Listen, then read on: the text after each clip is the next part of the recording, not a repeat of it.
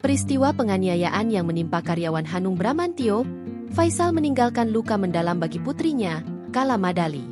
Anak kedua dari pernikahan Hanung dengan Zaskia Adia Meka itu gemetar sekujur tubuh. Ia juga mengalami trauma usai menyaksikan langsung insiden kekerasan tersebut.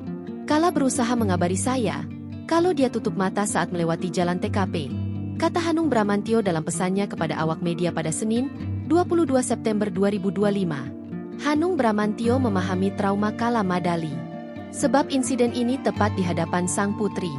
Kejadian tersebut terjadi di depan anak kami Kala Madali, tutur sutradara film Ayat-Ayat Cinta ini.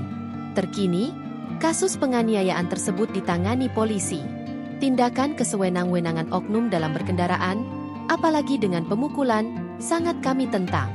Apalagi kejadian tersebut terjadi di depan anak kami Kala Madali.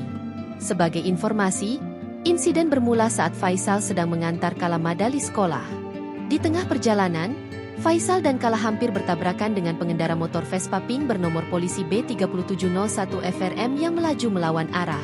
Faisal sempat membunyikan klakson, namun aksi tersebut justru memicu emosi sang pengendara. Pelaku balik arah, menghadang, lalu menyeret Faisal dari motor. Kala yang ketakutan hanya bisa menepi sambil dijaga seorang penjual bubur di sekitar lokasi.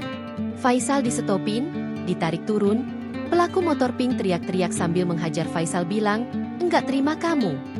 Kala ketakutan, minggir dijagain ibu penjual bubur setempat. Tulis Zaskia Meka di Instagram. Download Tribun X sekarang, menghadirkan lokal menjadi Indonesia.